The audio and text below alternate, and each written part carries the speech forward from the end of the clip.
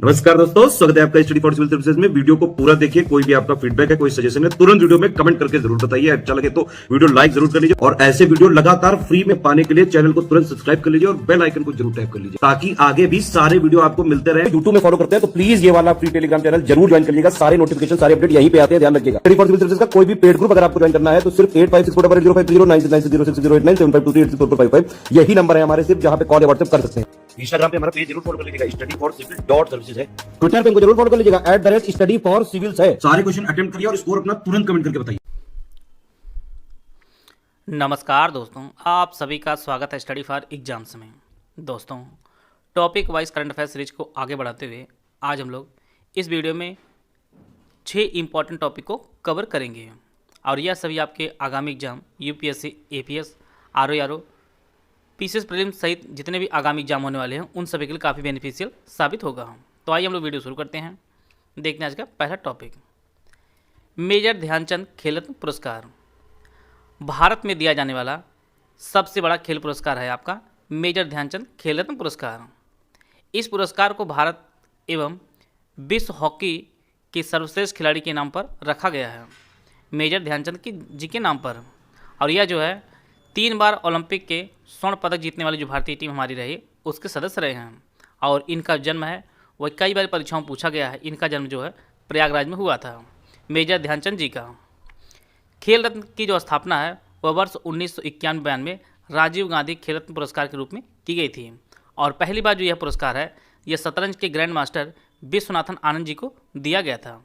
पहला मेजर ध्यानचंद खेल रत्न जो पुरस्कार है वह वर्ष 1991 में शतरंज के ग्रैंड मास्टर विश्वनाथन आनंद जी को दिया गया था और यह जो पुरस्कार है प्रत्येक वर्ष खेल एवं युवा मंत्रालय द्वारा प्रदान किया जाता है और वर्तमान में जो है इस मंत्रालय जो मंत्री हैं वह अनुराग ठाकुर हैं, खेल एवं युवा मंत्रालय के। मेजर ध्यानचंद खेल रत्न पुरस्कार के तहत जो है जो पुरस्कृत राशि प्रदान की जाती है वह 25 लाख रुपये पुरस्कृत राशि प्रदान की जाती है और वर्ष 2022 में जो पुरस्कार प्रदान किया गया है वह टेबल टेनिस प्लेयर अचंत शरद कमल को दिया गया है। इनको नाम को आप नोट कर लीजिए और इनके खेल को भी नोट कर लीजिएगा, परीक्षा में सीधे प्रश्न घुमा सकता है आपको। टेबल टेनिस प्लेयर अचंत शरद कमल को 2022 में मेजर ध्यानचंद खेल रत्न पुरस्कार प्रदान किया गया है और यह जो है तमिलनाडु के रहने वाले हैं और प्रत्येक वर्ष जो है मेजर ध्यानचंद जी के जन्मदिवस के अवसर पर प्रत्येक 29 अगस्त को राष्ट्रीय खेल दिवस मनाया जाता है। तो भारत में जो है राष्ट्रीय खेल दिवस प्रत्येक जो है 29 अगस्त को मनाया जाता है और वर्ष 2022 में मेजर ध्यानचंद खेल रत्न पुरस्कार अचंत शरद कमल को दिया गया है। अर्जुन पुरस्कार 2022, अर्जुन पुरस्कार 2022 इसे जो प्रारंभ किया गया था वर्ष 1961 में इसे प्रारंभ किया गया था और इसी में जो है युवा मामले एवं खेल मंत्रालय भारत सरकार द्वारा प्रत्येक वर्ष दिया जाता है। खेलकूद 2022 में उत्कृष्ट प्रदर्शन करने के लिए टोटल 25 खिलाड़ियों को अर्जुन पुरस्कार से सम्मानित किया गया है। परीक्षा में सीधे प्रश्न पूछ सकता है कि अर्जुन पुरस्कार 2022 में कितने खिलाड़ियों को पुरस्कार प्रदान किया गया है, तो टोटल आपका 25 खिलाड़ियों को प्रदान किया गया है। इनमें कुछ इंपॉर्टेंट खिलाड़ी हैं और उनके खेल को हम लोग देख लेते हैं। प्रणय HS जो बैडमिंटन के प्लेयर हैं, इन्हें जो है अर्जुन पुरस्कार 2022 से सम्मानित किया गया है। लक्ष्य सेन ये भी आपके बैडमिंटन प्लेयर हैं। निकहत जरीन ये बॉक्सिंग से संबंधित है। प्रज्ञानंदा जो है आपके शतरंज के खिलाड़ी हैं और श्रीजा अकुला ये आपके टेबल टेनिस आपके हैं और विकास ठाकुर जो है यह एक भारोत्तोलन से संबंधित है। तो टोटल जो है 25 खिलाड़ियों को अर्जुन पुरस्कार 2022 से सम्मानित किया गया है। अंतर्राष्ट्रीय चीनी संगठन ISO इंटरनेशनल शुगर ऑर्गेनाइजेशन, अंतर्राष्ट्रीय चीनी संगठन की 63वीं परिषद बैठक में भारत को वर्ष 2024 के लिए इस संगठन का अध्यक्ष घोषित किया गया है। तो भारत जो है वर्ष 2024 में इसका अध्यक्ष बनेगा और अंतर्राष्ट्रीय चीनी संगठन जो मुख्यालय आपके लंदन में स्थित है। ब्राज़ील के बाद भारत जो दुनिया में दूसरा सबसे बड़ा उत्पादक देश है।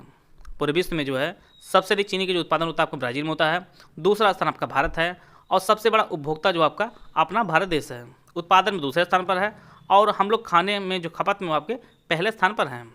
अगर राज्यों में देखा जाए तो भारत में जो है सबसे अधिक चीनी जो उत्पादन होता है आपका उत्तर प्रदेश में होता है, पहले जो महाराष्ट्र हुआ करता था, लेकिन हाल ही में जो है महाराष्ट्र को उत्तर प्रदेश ने पीछे छोड़ दिया है। तो उत्पादन में जो है चीनी के उत्पादन में उत्तर प्रदेश पहले स्थान पर है, दूसरे स्थान पर आपका महाराष्ट्र है, और विश्व स्तर में भी जो है भारत दूसरे स्थान पर है। अमेरिका और ब्राज़ील के बाद इथेनॉल उत्पादन में दुनिया का तीसरा सबसे बड़ा देश है अपना भारत। सबसे अधिक जो है इथेनॉल का उत्पादन किया जाता है अमेरिका में, दूसरे स्थान पर ब्राज़ील और तीसरे स्थान पर भारत है। गन्ने की जो खोई होती है उससे जो है उत्पादन किया जाता है और इसे जो है पेट्रोल में मिलाया जाता है। और भारत जो है 2022-23 में टोटल जो है 12% तक एथेनॉल को पेट्रोल में मिलाया है। और भारत का जो लक्ष्य है वो 20% तक पेट्रोल में एथेनॉल मिलाने जो लक्ष्य रखा भारत ने वो वर्ष 2025 तक रखा है। तो सभी जो डेटा है सब आप लोग नोट कर लीजिएगा। 2024 में इसकी जो अध्यक्षता वो भारत करेगा। मुख्यालय आपके लंदन में है। भारत पूरी दुनिया में चीनी का दूसरा सबसे बड़ा उत्पादक देश है, पहले पर ब्राज़ील है और खपत में हम लोग पहले स्थान पर हैं। अगर राज्यों में देखा जाए तो उत्तर प्रदेश जो है चीनी के उत्पादन पहले स्थान पर है, महाराष्ट्र आपका दूसरे स्थान पर है। और एथेनॉल का उत्पादन देखा जाए तो अमेरिका पहले पर है, ब्राज़ील दूसरे पर, भारत आपका तीसरे स्थान पर है। और भारत ने जो टारगेट रखा है एथेनॉल मिलाने का 20% तक पेट्रोल में, वो आपका 2025 तक रखा है। तो सभी फैक्ट आप लोग नोट करते चलिए। हाल ही में जो है फातिमा बीबी का जो निधन हो गया है 23 नवंबर को, और यह सुप्रीम कोर्ट की पहली महिला न्यायाधीश रही हैं फातिमा बीबी। और इनका जो निधन हुआ 96 वर्ष की आयु में जो है केरल में इनका निधन हुआ है। और इनका जो पूरा नाम था मीरा शाही फातिमा बीबी इनका नाम था।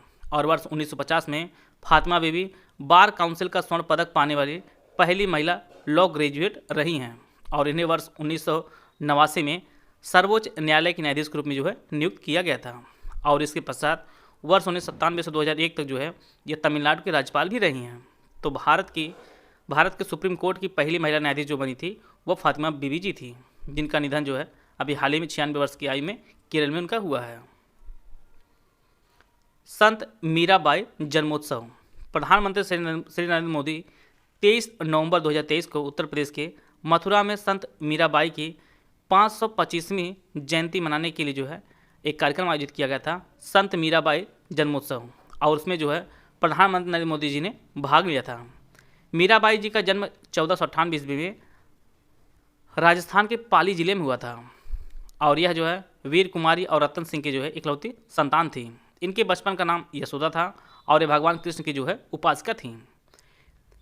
मीराबाई के गुरु का कई बार परीक्षाओं में नाम पूछा है, तो संत रविदास जी इनके गुरु थे मीराबाई जी के। और मीराबाई जी का विवाह जो है महाराणा राणा सांगा के जो है पुत्र भोजराज के साथ इनका विवाह हुआ था।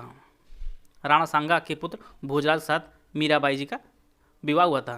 इनकी अनेक रचनाएं जो कई बार परीक्षाओं में पूछा गया है, इनमें आपका गीत गोविंद का टीका, नरसिंह जी का मायरा, राग सोरठा, राग गोविंद, मल्हार राग, ये सभी जो है इनकी प्रमुख रचनाएं हैं। और इनकी जो मृत्यु है 50 वर्ष की आयु में गुजरात के द्वारका में इनकी मृत्यु होती है 1548 में।